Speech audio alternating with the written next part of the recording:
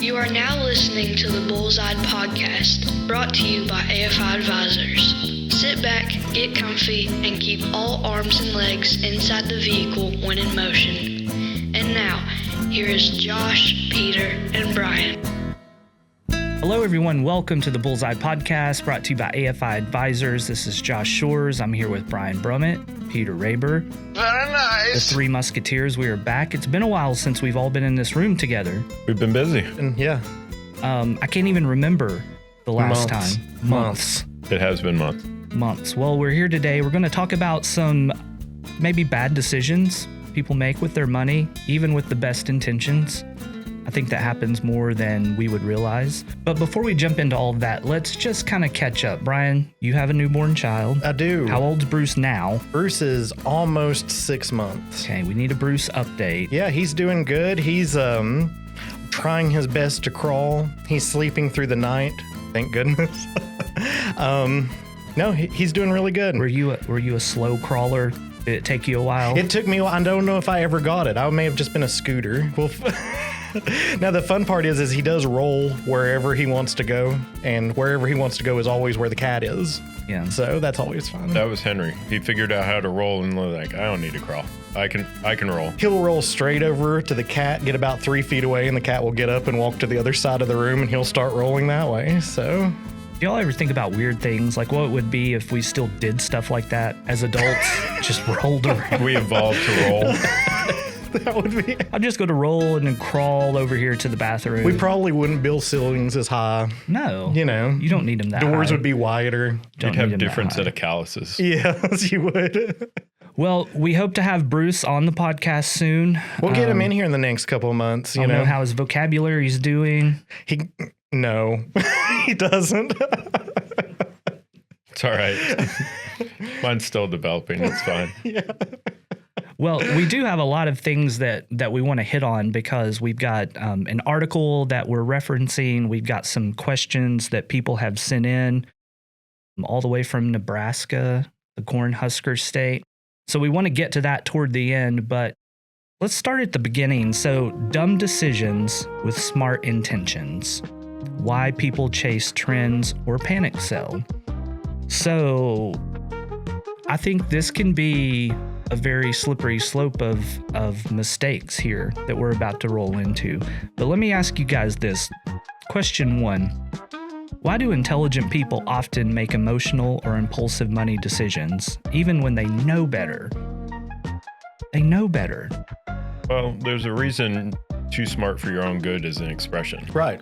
You know, we have a tendency to overthink things. We have a tendency to try and make connections that may or may not be there. And I think you're always trying to get that little bit of an edge. So when you add 1 and 1 and it's 2, previously you think it always is going to be. And sometimes it just really isn't because you're not actually adding 1 and 1. And smart decisions when you're talking about the stock market are very easy to grade. Yes. But they're easy to grade in retrospect, not necessarily in the thick of everything.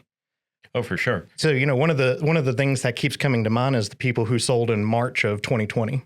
Yeah, COVID. And it's not just the money situation that was going crazy, it was the entire world.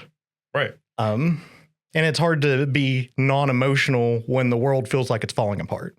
I declare bankruptcy!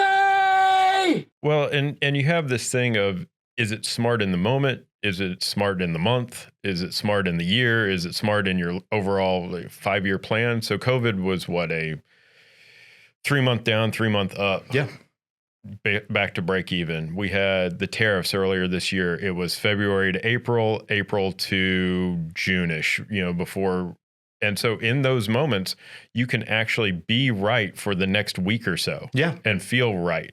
And then you're wrong on the flip side if you didn't get back in. And that's one of the reasons why we always talk about, you have to be right twice. Yes. Which is significantly harder. And getting out. And so I think that comes into it a lot of times. And smart people can rationalize anything. Oh, for sure.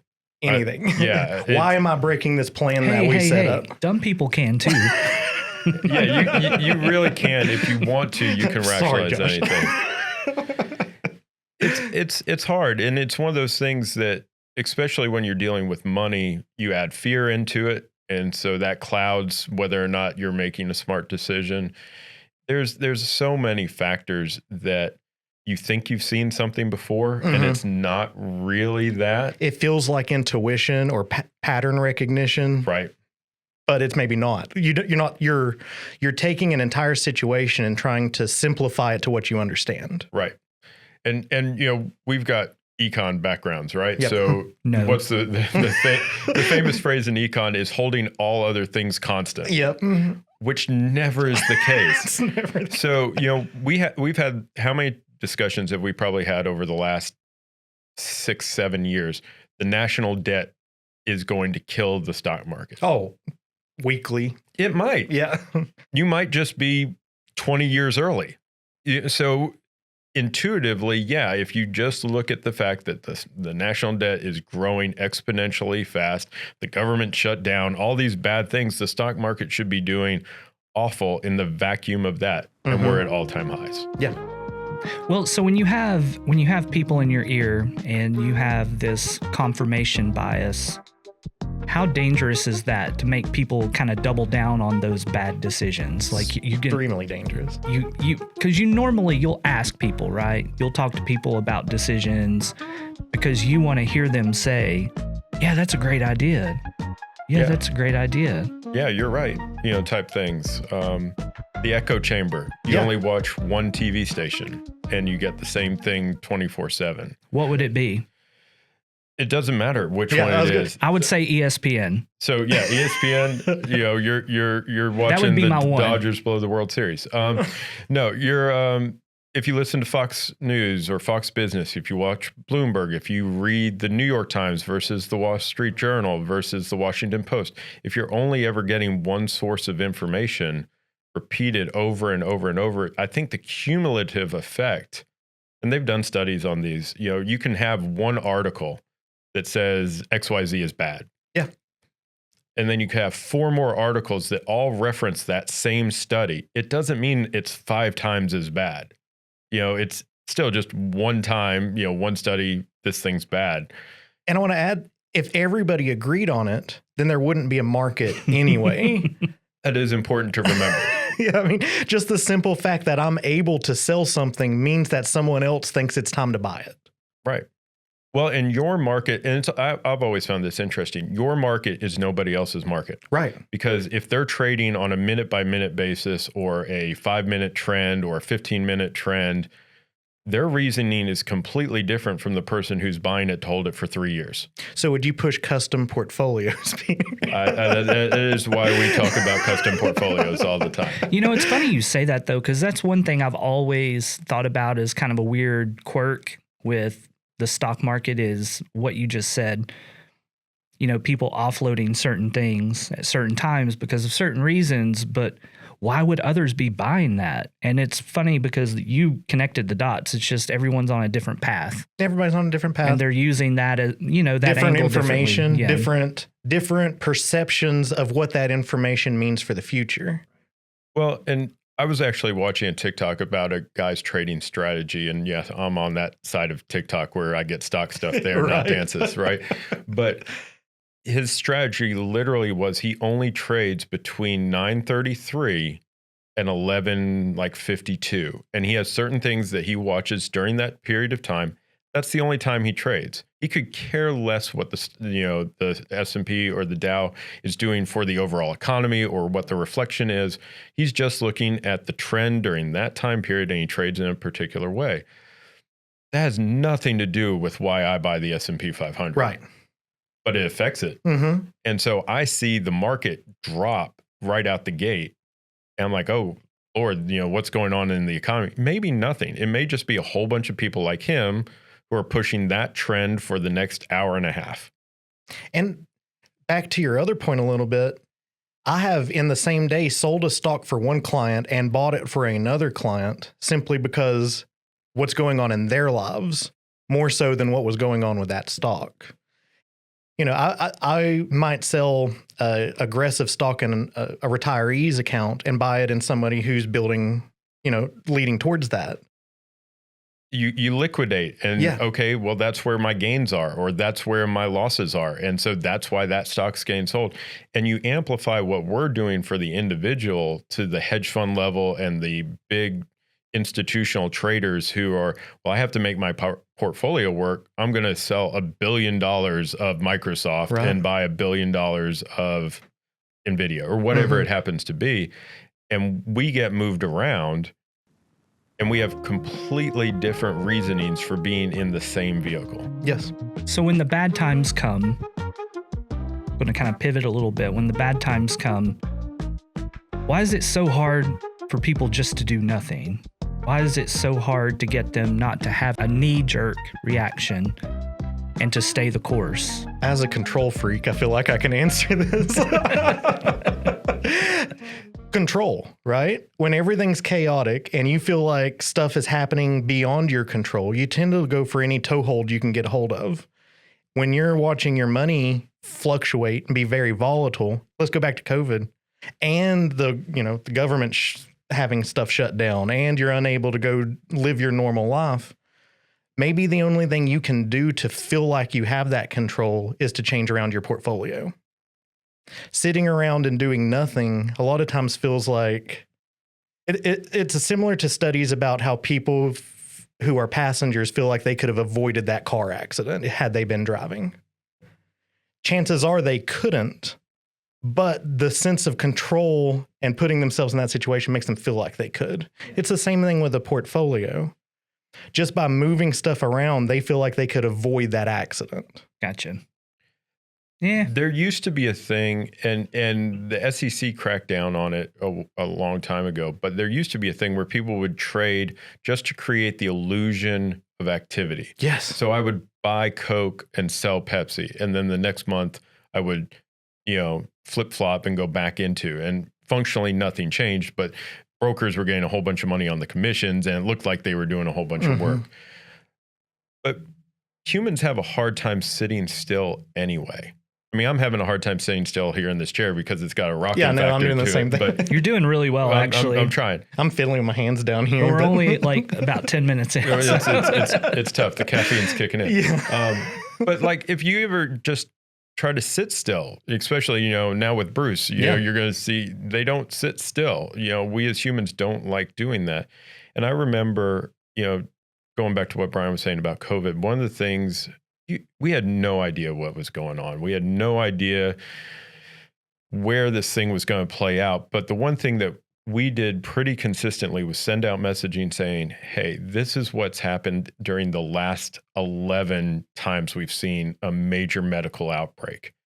And the best move is to hold still. And we had that conversation over and over again. And the idea of, like, we weren't medical experts. We were trying to reflect what the, experts were saying. And if that's true, then this is going to be the case. But that was either going to be a 6-month event like it was for the market, multi-year event for people's lives, recognizing that COVID devastated some people's lives. But for the stock market, 6 months and it was over. But had it been a year and a half, the answer would have still been the same. And that's the important part is at no point in time during COVID did I know what the world was going to look like. But I knew statistically and from history that the market was going to hit an all-time high again. My phrase, market's undefeated again, all-time highs. There was a chart that we put out during that time period. It was basically what's going to end the world. And it was every year for like a 20-year period. Like it was like Y2K, Ebola, Zika virus, COVID. I mean, it was all the various things that were going to end the world. And they typically don't. We're still here. It hasn't happened yet. It hasn't happened yet. Now, that doesn't mean that it's not going to affect you. You're going to be affected. But I think that's why it's so important to have the right plan in place up front. And I think that could contribute to it too, is if you were a little too risky going in, you didn't recognize the risk. So let's say you should have been in a 50-50 portfolio safe to growth, but you were really 100% growth.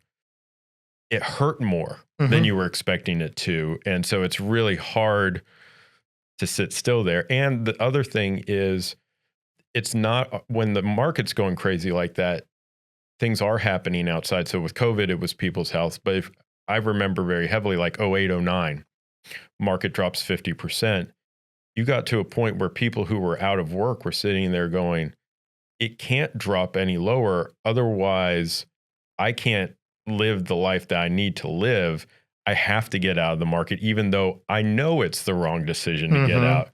And so I think if you have the right setup up front, and that's why we try to do so much work on the front end of what sort of portfolio should you be in. How many times do you ask people, and how many different ways would you be okay if this happened? Right. I've told people, would you be okay if your account dropped 20% in a period of time? Right. Okay, 20% means this dollar amount. Isn't that a different reaction?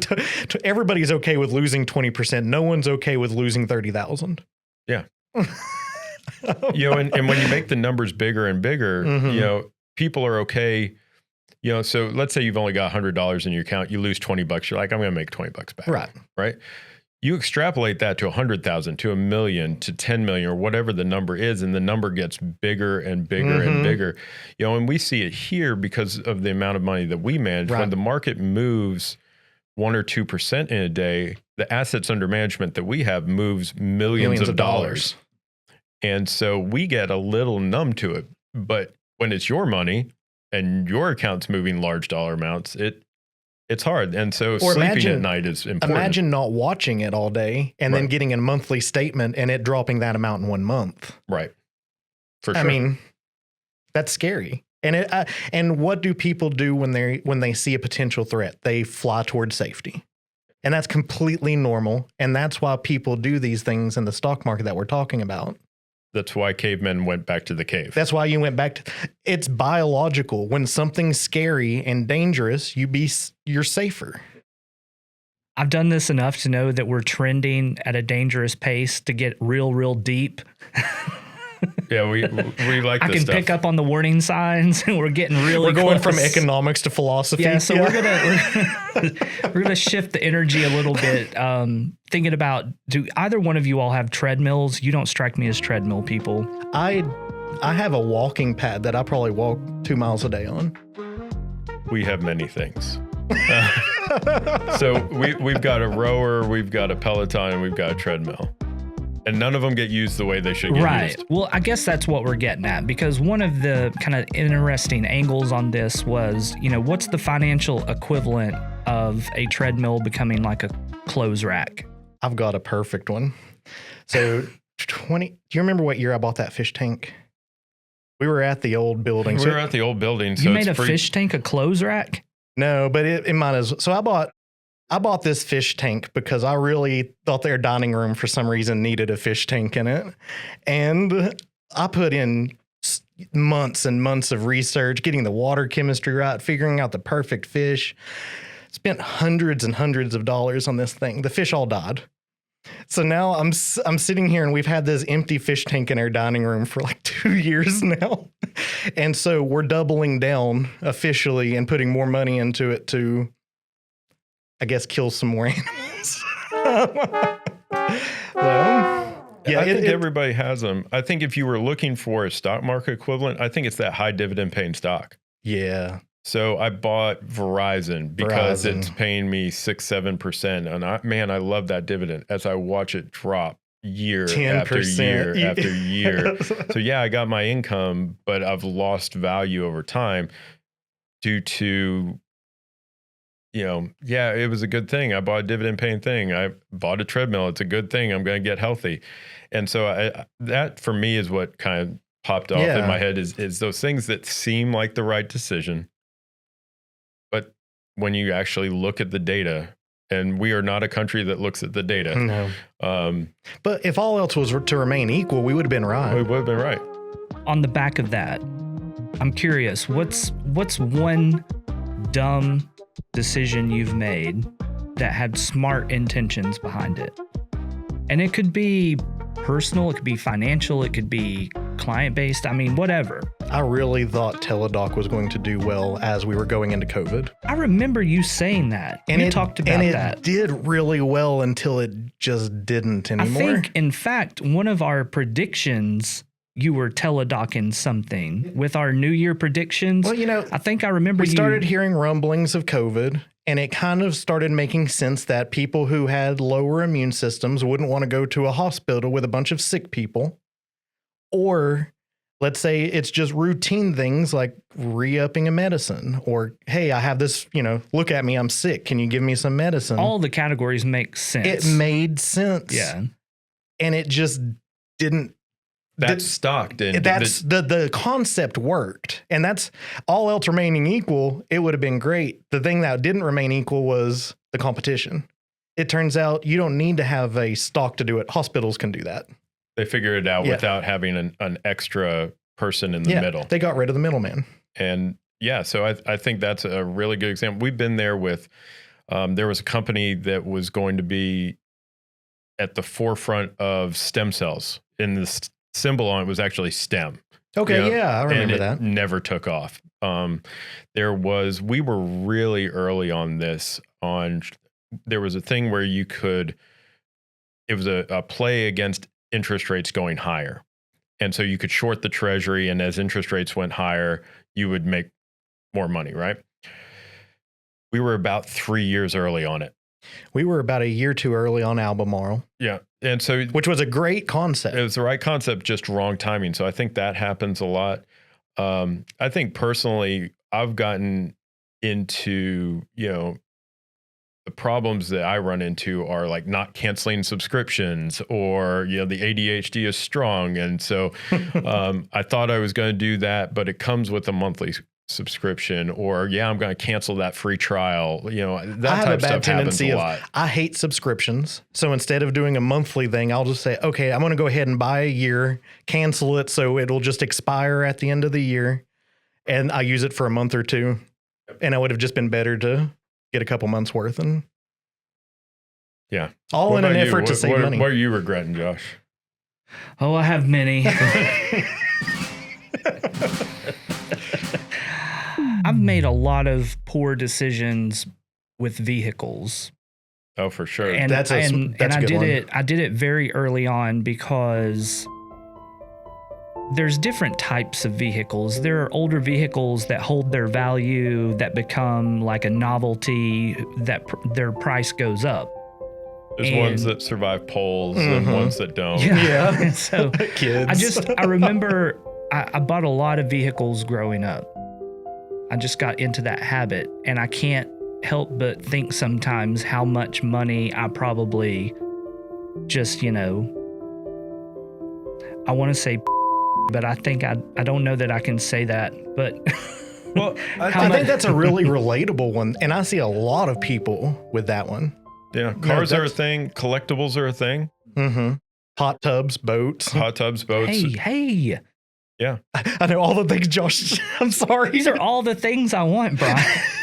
They're money pits. But, you see other people making money on them. So I think like collectibles right now, if you haven't kept track, the sports card and trading card market is extremely hot, and you're seeing cards that are going for huge dollar amounts, and you're like, oh yeah, I'll buy this pack of cards and then I'll sell the better ones and I'll make my money back and whatnot. And all these little strategies that you see online that people are making a bunch of money doing it, whether it's in sports cards, Legos, it can be art, it can be wine, any of these collectibles. But the people who are doing it well are doing it full time. It's very hard to do some of these things casually. And a lot of times by the time the news gets to you, it's too late. Markets softened. We had that quote earlier. I told you, I can't remember now. A lot of trend investors think they're investing in the rocket, and they're actually investing in the smoke trail. Right.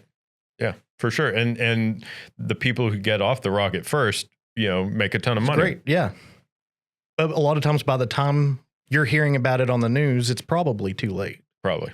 Since you guys already brought up the fun things that I'm not allowed to have, that's a very good transition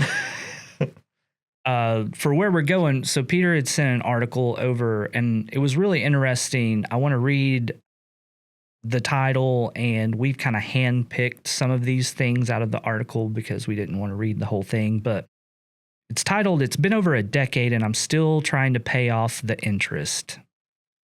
The I word. The I word. So it's the rest of it, is 19 people get brutally honest about the worst financial mistakes they've ever made. And there were some funny ones that we're not going to include. There were some troubling. They were funny, but kind of in a laugh or cry situation. Right. Yeah. But anyways, let's dive into this one. It says, my husband and I bought a boat and it only brought us pain. I hear that with boats Been there. almost more than any other recreational. You hear it a little bit with RVs and whatnot, but it the seems like maintenance. boats and the maintenance and storage. We went through a thing here where nobody could find dock space there for a little while during COVID. The weather just takes such a toll on boats versus other recreational things. Encourage, and I don't remember the numbers off the top, but I would encourage anybody who wants to buy a boat to just rent one whenever they want it. I would encourage you to find a friend with a boat. Yeah.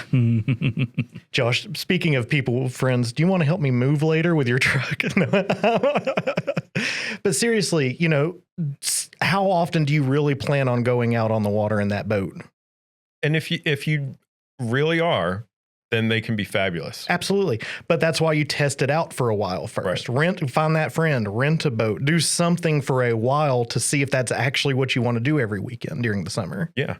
If you live on the lake, that makes sense. A ton of sense. If you have your own dock. Yeah. Makes a ton of sense. Absolutely. But, boats are another one of those things we've seen here locally when they drop the lake levels. The value of those boats. The value to you is gone. And some of them, like your dock was no longer in the water. Yeah. So then you had to find storage. So boats are one of those things that, for whatever reason, I hear more horror stories about people who bought a boat and then ended up selling it for way less than they paid for it, even the used market. So I'm glad we got the boat out of the way, but you're right. There's a lot of moving parts to that. And the only thing I want to say to that is just that is not for everyone.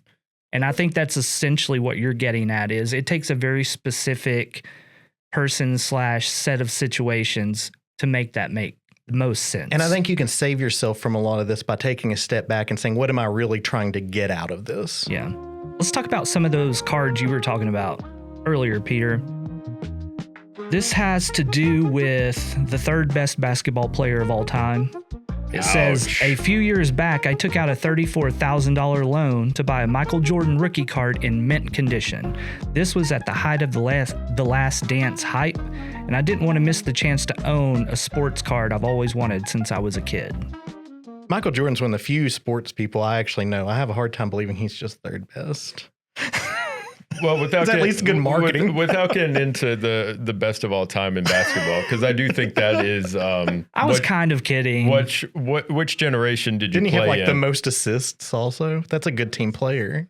I was kind of kidding. The sports card, he could be right, but taking out a loan to buy something that is a potentially appreciating speculative acquisition. I think it comes down to, when we look at, I think that's the perfect word for it. When we do people's portfolios, we'll say, well, maybe we have 10% of our assets in speculation. If you're taking out a loan, almost by definition, you're way more than 10% of your assets. And yes, it could go up in value, and it probably will, but the timing of that may be dramatically wrong. And you're sitting there with something that makes you no money. It's not like you can rent that card out. Right. The winner in this is probably the bank. Oh, for sure. Banks make so much money just based upon bad financial decisions. That's a big part of their model. The bulk of people who take out money to buy speculative positions would do better off buying a CD. Oh, for sure. And just making the interest like a bank would. Yeah, for sure. But yeah, the sports card market, it is extremely hot. So $34,000 for a card is not unheard of. I think recently you just saw the most expensive Star Wars card just sold for a little over $230,000. No, I didn't know that. That's what? Yeah. 230. You've had Mickey Mantle cards go for multi-millions. There's a Ty Cobb card that's gone for multi-millions. You're seeing Pokemon cards go for $20,000 and $30,000 and $40,000. I had a first edition Charizard card that I sold for a trampoline. That would be worth like so much right now. Well, and the thing is, things are only ever worth what somebody else is willing to pay for them. And I think we lose sight of that. So, my wife would testify to this. She was part of the Beanie Baby craze. Okay, yeah. Some of those were worth at this, same type thing, thousands and thousands of dollars, and they had to be in good condition, have their tag, blah, blah, blah, blah, blah, blah, blah. Air cards, all those things that make collectibles valuable. They're a dime a dozen now. They got oversaturated. At least when the value of those went to zero, you at least had a Beanie Baby. The stuff that's going around now that's like that, or is digital for the most part. Yeah, there's digital assets that are doing that. So some of the NFTs and whatnot. Now, I will say she was able to buy and sell enough Beanie Babies to pay for a trip to Disney for her and her mom. So, that's cool. I mean, there are people who do it well. And I think that's what we fall into, that fear Getting of missing out when times are good, though, too. That's what you were saying. You have to time it 2 times. Yeah. And if you time it 2 times, you get to go to Disney. Yep, for sure. If you don't, you have a bunch of Beanie Babies at home. Well, and I think a lot of people use investment as a way to justify a hobby. Yeah. And it's fine to have hobbies, and it's fine to have hobbies that lose money. Yeah. But you're paying for recreation, just like going to a movie. Don't fool yourself into thinking that you're being responsible with it.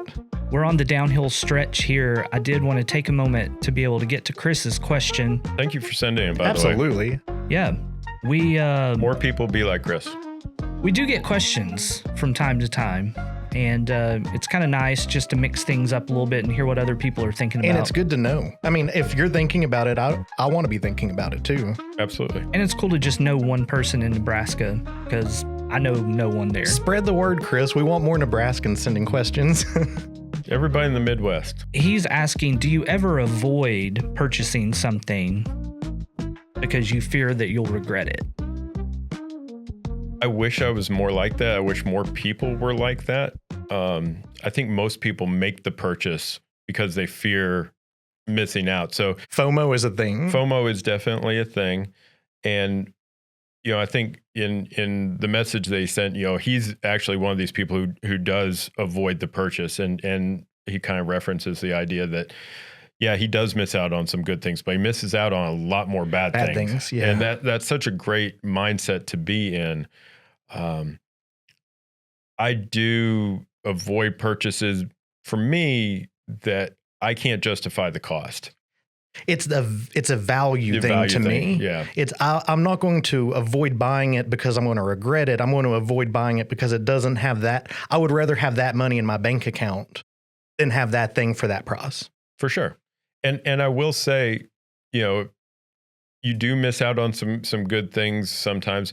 I remember right when, the housing market here locally was starting to explode, and Kate and I were looking at, do we put, some extra space into our home, which is what we ended up doing, or do we move? And there was a house that, from a dollars and cents standpoint, we should have bought, but I couldn't justify it. I couldn't mentally wrap, and I was like, I'm going to regret this buy. It's going to be, I will have sunk too much money into this home.